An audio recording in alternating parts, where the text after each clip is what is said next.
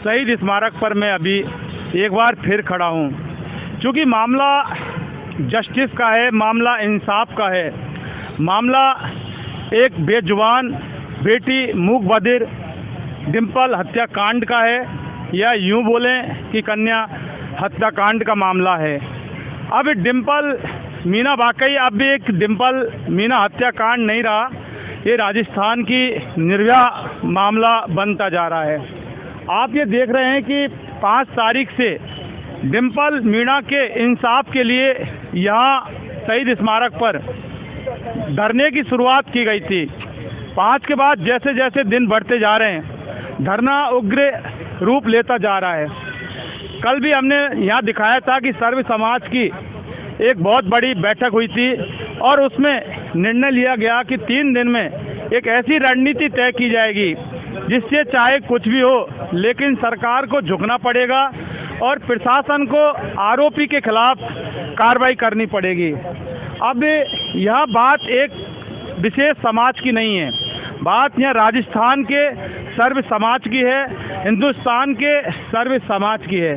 बात एक डिम्पल मीणा बेटी की नहीं है, बात ये सारी बेटियों की है, बात आपकी बेटियों की है, बात हमारी बेटियों की भी है। बात हिंदू की बेटी की, मुसलमान की बेटी की, राजपूत की बेटी की, ब्राह्मण की बेटी की, गुजर की बेटी की, यानी समस्त जातियों की बेटी के सम्मान पर अब आज आन पड़ी है। ये देख रहे हैं डिम्पल मीना, ये हत्याकांड का पोस्टर। डिम्पल मीना वाकई आज नहीं है, लेकिन एक बहुत बड़ी याद है डिम्पल के रूप में अब यहाँ रह गई हैं। और कहा तो ये भी जा सकता है कि डिम्पल अब हर इंसान के दिलों में राज करने लगी है। यहाँ पर एक महिला की तबीयत भी खराब हो गई है और भयंकर गर्मी है। हमारे साथ हम रोज़ाना बात करते हैं यहाँ पर आके, और हम रोज़ाना बात करते रहेंगे, और जब तक बात करते रहेंगे जब तक डिम्पल मीणा की आत्मा को इंसाफ नहीं मिलेगा। हमारे साथ कुछ और लोग हैं यहाँ, इनसे बात करेंगे। ये सरपंच साहब हैं उड़ला के, हम इनसे बात करते हैं, रोज़ाना ही बात करते हैं, आज फिर बात करेंगे बाद में। आपका नाम क्या है होता है? जी राकेश आमजन गलता जी मेरा नाम है। हाँ। और आज इस दुख की घड़ी में, व्यापक जन पीड़ा की घड़ी में, हम जयपुर के शहीद स्मारक पे जयपुर कमिश्नर, पुलिस कमिश्नर के ऑफिस के सामने न्याय की आस में बैठे हैं कि डिम्पल मीना 11 वर्षीय मूक बधिर बालिका की आत्मा को न्याय मिले, कि किस तरह उसका मर्डर कर दिया रेप करके कुछ देशी दरिंदों ने, मानवता के हत्यारों ने। तो ये सर्व समाज की बेटी है जो हिंडौन से चल के आई है, उसके घर वाले बीमार हैं, न्याय के लिए बैठे हैं और सर्व समाज उनके साथ लगा है। तो हम आह्वान करते हैं सर्व समाज के प्रबुद्ध लोगों से, जिनकी आत्मा जिंदी है, चाहे वो जयपुर के हो, चाहे वो राजस्थान के हो, कि जो बड़ी बड़ी बातें करते हैं, चुनावी पदों के लिए, मंत्री पद के लिए, विधायक पद के लिए लॉबिंग करते हैं, घर घर जाते हैं। आज वो डिम्पल के न्याय के लिए भी घर घर से निकल के यहाँ पर आए और इस डिम्पल बेटी को न्याय दें, क्योंकि ये बीमारी आज इस परिवार के साथ नहीं हुई है, ये सर्व समाज के साथ आने वाले दिनों में होगी, यदि आपकी बेटियां, बहनें, माताएं सुरक्षित नहीं होंगी। अच्छा, मेरा एक सवाल कि राजस्थान पुलिस से बड़ा दम्भ भरती है कि आम जन में विश्वास और अपराधियों में भय। तो क्या अब आपको नहीं लगता कि ये जो स्लोगन है ये उल्टा है कि अपराधियों में तो विश्वास और आम जन में भय? देखिए, मैं राजस्थान पुलिस में कई वर्षों तक मैंने सेवाएं दी है और मुझे रिजाइन भी करना पड़ा, जो आज तक किसी मीडिया ने नहीं दिखाया होगा या किसी ने नहीं बताया होगा। आज मैं मीडिया के माध्यम से आपको बता देता हूँ। तो इसी पीड़ा से होके दिया है कि वास्तविकता कुछ और है, जो भ्रष्ट IAS, RS, IPS, RPS lobby है। हकीकत में ग्राउंड पे स्थिति मजदूर, गरीब, किसान की अलग है। भूमाफियाओं का राज है, जगह जगह सार्वजनिक भूमियों पर कब्जे हैं, बहन बेटियों की इज्जत के साथ खिलवाड़ है, पुलिस केस दर्ज नहीं किए जाते, उनमें FIR लगा दी जाती है, गुणवत्तापूर्ण जांच नहीं होती है, प्रॉपर उनको न्याय नहीं मिलता, तो अपराधियों का बोलबाला कायम है, भ्रष्ट पूंजीपतियों का बोलबाला कायम है। ये आम बात है, हर इंसान नहीं बोलेगा, वो दुख की घड़ी में भी हंसेगा, क्योंकि दुख उस पर नहीं गुजरा है। वो ये नहीं देखता कि मेरा उद्देश्य क्या है, वो मेरी आत्मा में, मेरे रंग रंग में बस जाना चाहिए।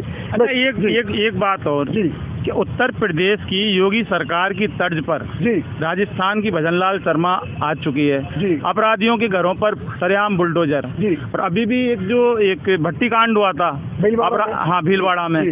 बुलडोजर चला दिए गए। जी। तो यहाँ बुलडोजर नहीं चलाया क्या, और नहीं तो फिर क्यों? देखिए, जनता को मूर्ख बनाने के लिए, अशिक्षित अनपढ़ लोगों को, लालची स्वार्थी लोगों को मूर्ख बनाने के लिए शुरू से इस प्रकार के तमाशे होते रहे हैं कि कुछ घटनाओं को हाईलाइट करके दिखाया जाता है, मीडिया मैनेज किया जाता है और इस तरह प्रचार किया जाता है कि साहब सुशासन आ गया, राम राज्य आ गया। कहाँ है आज वो हनुमान चालीसा करने वाले बाबा जी और उनके भक्त? क्या डिम्पल की पीड़ा से बड़ा उनका हनुमान चालीसा है? कहाँ है वो भैरू जी बोना जी? कहाँ है वो सोमणी? क्या कोई न्याय के लिए काम आ रही है आज? तो क्यों इस पाखंड की पूजा की जाए? क्यों इस अत्याचार की शक्ति की पूजा की जाए? क्यों इन बाबाजियों को दर्जा दिया जाए? क्यों पवित्र माना जाए जब संविधान फेल हो रहा है, कानून फेल हो रहा है, आम इंसान का सुकून मर गया, हमारी बहन बेटियां मर रही है? तो ऐसा पाखंड का तांडव नहीं चाहिए, ऐसा कुधर्म नहीं चाहिए, ऐसा भ्रष्ट धर्म और ऐसे भ्रष्ट धर्म के नेता नहीं चाहिए हमें चाहिए योग्य कर्मठ ईमानदार नेता जो जनता के बीच जा सके, जिनकी हड्डियों में दम हो, उनके घुटनों में दम हो, उनकी वाणी में जबान में दम हो और उनकी पवित्रता में दम हो। अच्छा, डिम्पल मीना की आत्मा को इंसाफ कैसे मिलेगा ये बताओ? 1 महीना हो गया, कार्रवाई कुछ भी नहीं हुई, आरोपी सामने पुलिस के हैं और कहा यह भी जा रहा है कि किसी जो भारतीय जनता पार्टी के नेता का कोई मिलने वाला है। तो क्या पुलिस कार्रवाई करेगी या सरकार, भजनलाल सरकार कार्रवाई होने देगी? देखिए, संवैधानिक और लोकतांत्रिक व्यवस्था में कोई अपराधी बड़ा नहीं होता, उसकी कोई जात नहीं होती, केवल सिर्फ वो अपराधी होता है और अपराधी को दंड दिलवाना और दोषियों को जेल पहुंचाना किसी भी सरकार का मकसद होता है, चाहे वो बीजेपी हो, चाहे वो कांग्रेस हो, चाहे वो आम पार्टी हो। दोषी को सलाखों तक पहुंचाना और आम जनता में सकारात्मक संदेश जनता में जाए, ये एक सरकार की होता है, वो किसी पार्टी की बापोती नहीं होती है। अब चाहे दोषी भजन जी के जानकार हो, चाहे गहलोत जी के हो और मोदी जी के हो, वो जन सलाखों के पीछे जाए, वरना इतिहास गवाह है जन पीड़ा क्रांति होगी और बड़े बड़े तख्त बदल गए, साम्राज्य बदल गए और दल बदल गए। तो ये सद्बुद्धि ले ले और विवेक बुद्धि से इस जन पीड़ा का निवारण करे, अन्यथा जन क्रांति होगी, सड़कें जाम होगी, अव्यवस्था होगी। हम ये नहीं चाहते किसी प्रकार की अप्रिय घटना आम जनता के बीच हो, इसलिए शांतिपूर्वक हम बैठे और कोई ये नहीं सोचे हम थोड़े से, ये सिर्फ हम धैर्य की परीक्षा दे रहे। सैलाब होगा, इतिहास गवाह है कि जब जब सरकारें निरंकुश होती है, नौकरशाही निरंकुश होती है और तानाशाह पैदा होते हैं तो उनका अंत होता है।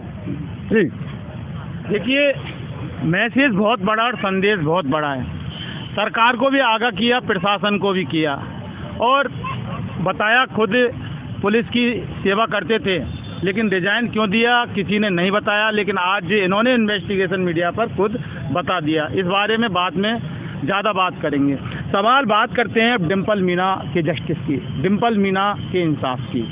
ये वाकई विकराल रूप ले चुका है। लड़ाई छिड़ चुकी है सरकार बनाम जनता और लड़ाई इंसाफ की है। इंसाफ सरकार कब देगी, ये सिर्फ सरकार को सोचना है, सिर्फ सरकार को। इन्वेस्टिगेशन मीडिया के लिए पवन कुमार के साथ शहीद स्मारक से मैं जितेंद्र शर्मा।